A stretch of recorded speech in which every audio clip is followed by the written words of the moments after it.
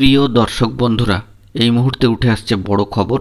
এবারে প্রাথমিক শিক্ষা পর্ষদের সম্মানীয় সভাপতি গৌতম পাল মহাশয়কে তলব করা হলো। বিস্তারিত গুরুত্বপূর্ণ খবর উঠে আসছে একেবারে এজলাস কক্ষের। বিস্তারিত এই ভিডিওতে আলোচনা থাকছে, অবশ্যই ভিডিওটিকে শেষ পর্যন্ত দেখে নেবেন ও চ্যানেলটিকে সাবস্ক্রাইব করে সঙ্গে থাকবেন। বন্ধুরা, এই মুহূর্তে উঠে আসছে প্রাথমিকের অত্যন্ত বড় খবর। এবার মহামান্য আদালতের নির্দেশ পালন করা হয়নি, এই মর্মে প্রাথমিক শিক্ষা পর্ষদের সভাপতি সম্মানীয় গৌতম পাল মহাশয়ের বেতন বন্ধের হুঁশিয়ারি দিলেন সম্মানীয় বিচারপতি অভিজিৎ গঙ্গোপাধ্যায় মহাশয়। আজ সোমবার সম্মানীয় বিচারপতির তলব পেয়ে একেবারে তড়িঘড়ি মহামান্য কলকাতা হাইকোর্টে এসে হাজির হয়েছিলেন সম্মানীয় পর্ষদ সভাপতি। সম্মানীয় বিচারপতি গঙ্গোপাধ্যায় তাঁকে বলেন, আমি আপনার বেতন বন্ধ করে দিচ্ছি, সঙ্গে 50,000 টাকার জরিমানাও দেবেন। শুনে সম্মানীয় পর্ষদ সভাপতি মহাশয় কার্যতই ভেঙে পড়ার মতো অবস্থায় বলেন, দয়া করে এটা করবেন না। টেট পরীক্ষা সংক্রান্ত একটা মামলায় সম্মানীয় বিচারপতি গঙ্গোপাধ্যায়ের দেওয়া নির্দেশ পর্ষদ পালন করেনি বলে অভিযোগ এসেছিল সম্মানীয় বিচারপতির কাছে। সোমবার সেই সংক্রান্ত মামলার শুনানির জন্য ওঠে সম্মানীয় বিচারপতির বেঞ্চে। শুনানি চলাকালীন পর্ষদ সভাপতিকে তলব করেন বিচারপতি গঙ্গোপাধ্যায়। দুপুর 3টের মধ্যে এসে দেখা করতে বলেন তাকে এজলাসে। তলব পেয়ে তড়িঘড়ি মহামান্য কলকাতা হাইকোর্টে হাজির হন সম্মানীয় পর্ষদ সভাপতি। তারপরেই দুজনের মধ্যে বেশ কিছুক্ষণ কথোপকথন হয়।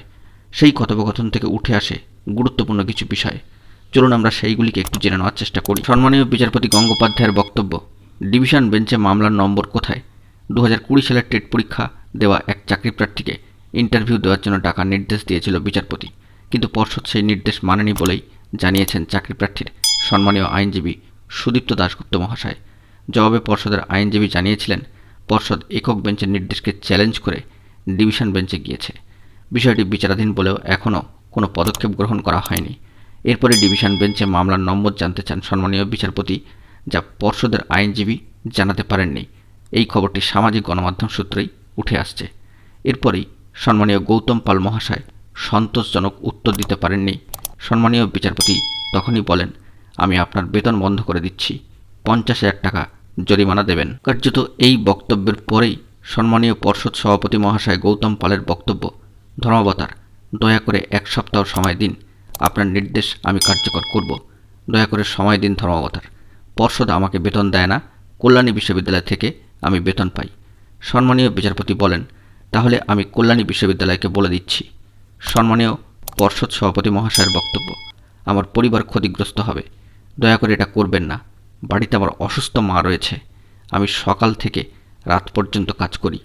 সম্মানীয় বিচারপতির বক্তব্য, ঠিক আছে, শান্ত হন, 5 মিনিট সময় দিচ্ছি, বাইরে যান, আইনজীবীদের সঙ্গে আলোচনা করে পরামর্শ নিন, তারপর আমাকে জানান। সম্মানীয় পর্ষদ সভাপতি মহাশয় 5 মিনিট পরে এসে, ধর্মাবতার, আমি আপনার নির্দেশ কার্যকর করব। পরবর্তী নিয়োগ প্রক্রিয়ায় সুযোগ দেব ওই প্রার্থীকে, ডিভিশন বেঞ্চেও যাব না। সম্মানীয় বিচারপতি গঙ্গোপাধ্যায়ের বক্তব্য, আপনাকে আরও 2 সপ্তাহ সময় দেওয়া হলো। এরপর হাতজোড় করে সম্মানীয় বিচারপতির বক্তব্য, আপনারা অধ্যাপক মানুষ, আপনাদের সবসময় শ্রদ্ধা করি। বন্ধুরা, সামাজিক গণমাধ্যম সূত্রে এই অত্যন্ত গুরুত্বপূর্ণ একটি খবর আপডেট উঠে আসছে সরাসরি এজলাস কক্ষে সম্মানীয় বিচারপতি এবং সম্মানীয় পর্ষদ সভাপতি মহাশয়ের গুরুত্বপূর্ণ কথোপকথন। বন্ধুরা, এখন এটুকুই।